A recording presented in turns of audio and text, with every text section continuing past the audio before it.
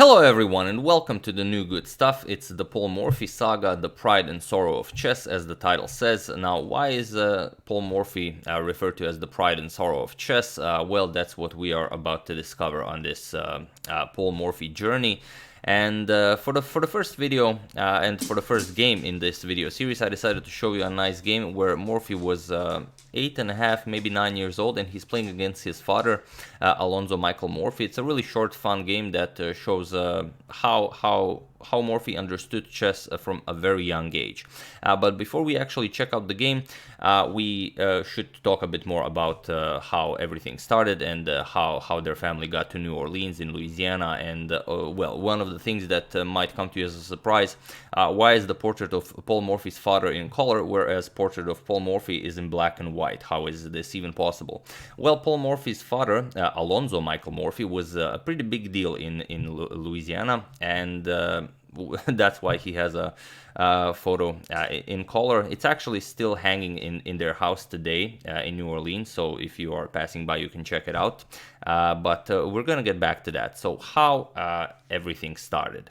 Well, a lot of you may not know that, but Alonzo Michael Morphy was of Spanish nationality, but he also was of Portuguese, Spanish, and Irish heritage. Point being that Michael Morphy, Paul Morphy's great-grandfather, moved from Ireland to Madrid in Spain in 1753, and as it was customary there to pronounce it differently, he changed his name from Michael Murphy to Michael Morphy. So those of you who are perhaps from Ireland, better check twice. Maybe you are just carrying that genius Morphy gene in you, and you just might have a little Morphy running around in your house. So check for that.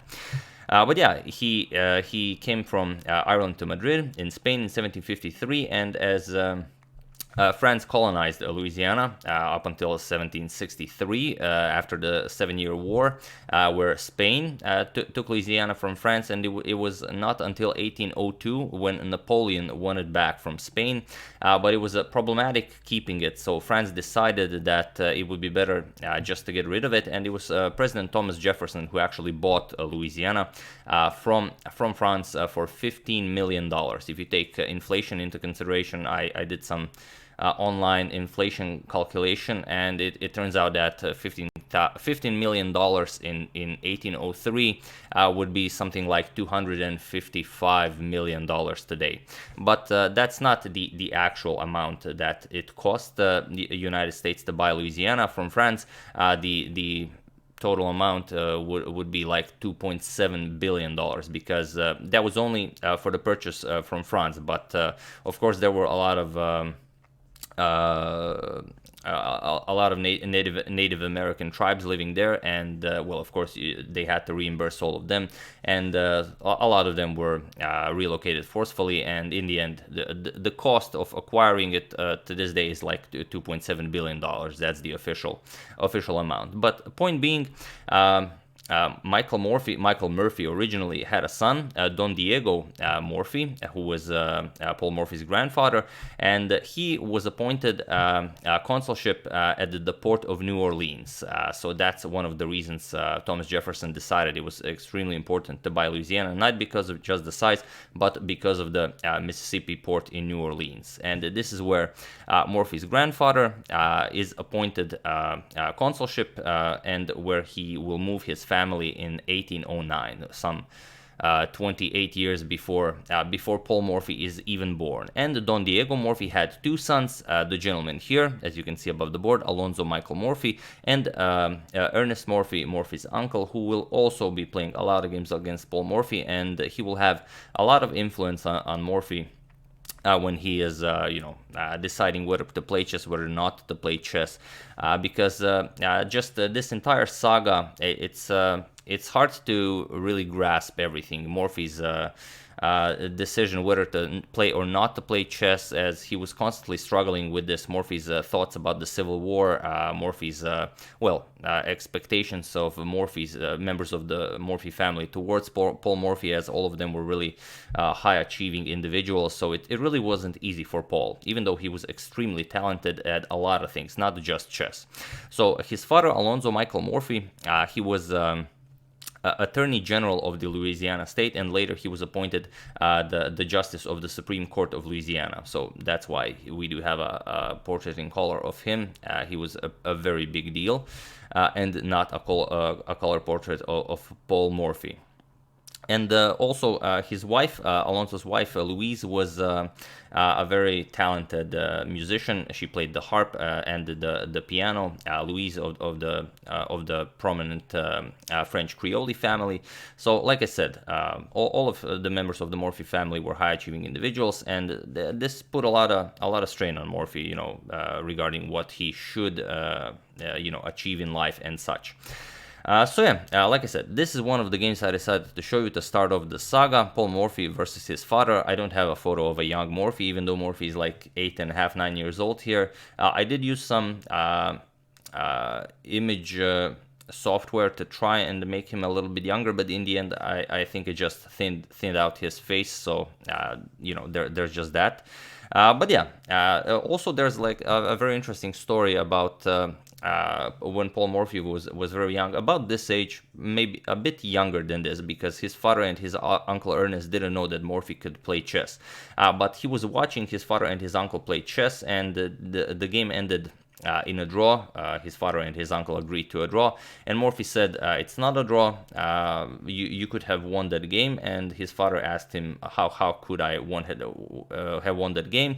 And Morphy put the pieces back together to their squares where they were in the end game, and he showed a rook sacrifice, after which a checkmate followed. So both of them were very impressed, and they didn't know how little Paul would know such things, but that's the way the story goes. Now there are similar stories about Capablanca, but which is not surprising, as both of them were geniuses at a very young age. And also there's the story of, well, it's not actually a story, there are also published articles about this, that Winfield Scott, American general and chess player, visited the Morphy family, and they invited him over to play a chess game against a very strong chess player. He thought he was going to face either Ernest Morphy, who was a renowned chess player in New Orleans, but in the end they put the 10-year-old Paul Morphy in front of him, which he thought he was 10, but Morphy was actually younger.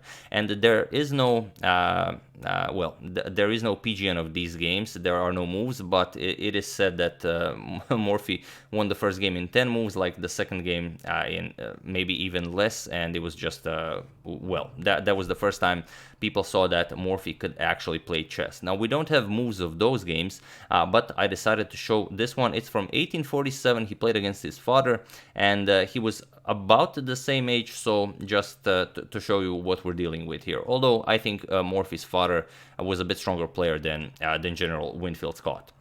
So that being said, let's check out this very nice game and kick off the saga. So what did Morphy play? He had the white pieces. He opened with e4, of course. His father replied with e5, and here we have f4. Morphy goes for the king's gambit. And in those days, of course, every gambit was accepted, so e captures on f4, and now bishop to c4. The bishop's gambit inviting queen to h4 check. Now, this is something Morphy did not study, although to this day, this is considered okay for white to play. So queen to h4 check, and now king to f1. And now, if this was a modern game, we would see something like knight to f6, d6, even a counter blow with the d5. But it's not. It's a game from 1847, so bishop to c5 by Morphy's father, already threatening checkmate on f2. Now today, such a move wouldn't really be considered, because you can just block it with d4. This is exactly what Morphy does, but keep in mind that Morphy is very, very young here. So bishop to b6, and now knight to f3. And this is kind of the point of this opening of the this bishop's gambit in the king's gambit accepted. Now you kick away the black queen, and you start rapidly developing pieces, which is what Paul Morphy is basically all about. Rapid development and, helping your pieces so they can help you. So queen back to e7, and now knight to c3. So already you can see that the knight, the bishop, this knight, Paul Morphy already has a very nice center, but his king is stuck on f1. He has some problems bringing the rook into the game, but this is not considered, this is considered better for white. So knight to f6, now preparing to castle, and here, although e5 would be played pretty much automatically in modern chess, Morphy continues with queen to d3. We have c6 now, preparing d5, and bishop captures on f4, just recapturing the pawn. We have d5 now striking in the center, which shows that Morphy's father is also quite the player. He's not afraid to counterattack. E captures on d5, and now you don't want to allow rook to e1 while the queen and king are still occupying the same file, so just castles. We have d6 by Morphy, now advancing that pawn, creating a very strong passed pawn, and the queen to d8. And here, rook to e1. Again, just rapid development. This is what Paul Morphy chess is all about. We have rook to e8, and now knight to g5. Putting pressure on h7, and also, as Josh Waitzkin would say, check for the space left behind. So the f7 pawn is due to rook e8, the f7 pawn is now not protected, so also there's the threat of just capturing that pawn. So first, Alonso goes rook captures on e1, we have king captures on e1, and now queen to e8 with check. We have king to d2, and now comes bishop to e6, countering this bishop, but already here you can see that it's going to be a problem for black to keep this structure, because now Morphy brings the other rook into the game, rook to e1. Now putting pressure on the bishop here, and it's not possible to defend it. You cannot bring a second defender to the bishop, and also blocking with knight here just allows the immediate mate, queen h7, king f8, and queen to h8 mate, because the pawn covers the e7 square. So knight b to d7, and now comes knight captures on e6. Pretty straightforward. F captures on e6, and now rook captures on e6, and it was in this position on move 18 that Morphy's father, Alonso Michael Morphy, resigned the game, as there is nothing more to be done here. So why did he resign? Well, whatever you do, if you move the queen, if you don't want to lose the king, let's say queen f8, just let's say rook captures on f6, opens up on a discovery, wins the queen just the same. And if you bring the queen somewhere else, let's say queen d8, then it's just mate in 1. Since it's a double attack, and in case of a double check, you can only escape double check by moving the king. And since the king has no squares, of course, this is a beautiful checkmate. So yeah, that's the first game I decided to show in the saga. Paul Morphy at the age, I don't know, about 8.5, 1847. Yeah, although, yeah, 9.5, it would seem. Yeah, he was born in 37, this is in 47, yeah, 10 or maybe 9.5, but still. It was sometimes after the story told and after the visit of the American general. But yeah, you can see already at a very young age he was able to play chess in a different manner. He understood that rapid development is the key to success. So something modern engines do without a problem. And even though today at the age of 10, of course you have kids at the age of 10 are monsters today, with memorized engine lines and with a much better understanding of chess. In those days, in 1847, that was not the case, and this was considered just incredible. And although Alonso Michael Morphy, Paul's father, wasn't a great chess player, but he was decent. His brother Ernest was a much better player, but Morphy also destroyed him already from a very young age. He's even able to beat him in blindfold chess already at the age of 11. But for our next videos, I think we're already gonna go forward to the visit of Hungarian master Lowenthal and Morphy's first encounter with our renowned chess master.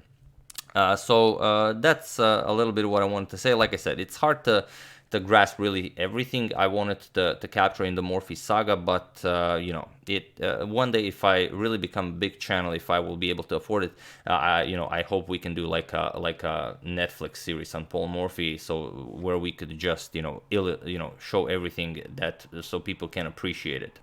But yeah, I will put some of the links I've used in my research for the Morphy saga, some books, some blogs, some websites, so do check that out. It will be all in the description below if you want to further your knowledge. So something we'll be covering, of course, Morphy's childhood. We will talk a bit more about that in the videos to follow. The first American Chess Congress, Morphy going there, the challenge to Howard Staunton, why it did or may have not happened, his trip to England, his trip to France. We're gonna cover, of course, his legendary encounter with Adolf Anderson. It's just the clash of titans, and of course Morphy's retirement and what happened after that. So I'm not gonna spoil anything now, but stay tuned for more of the good stuff. So yeah, that's the game. I do hope you enjoyed it, as it is the start of our brand new saga. You all voted for it, so I do hope you will enjoy it. I would like to thank Frank Holmes, Michael Kowalczyk, Joe Wilkinson, Mikael Kvist, and Ben Johnson for your contribution to my channel. Thank you a lot, really appreciate it. As usual, you can check 2 of my previous videos here. Thank you for watching, and I will see you soon, continuing the coverage of the Tata Steel, continuing the Women's World Chess Championship, and of course, continuing now the brand new Paul Morphy saga. So thank you all, I will see you soon, and have an excellent rest of your day.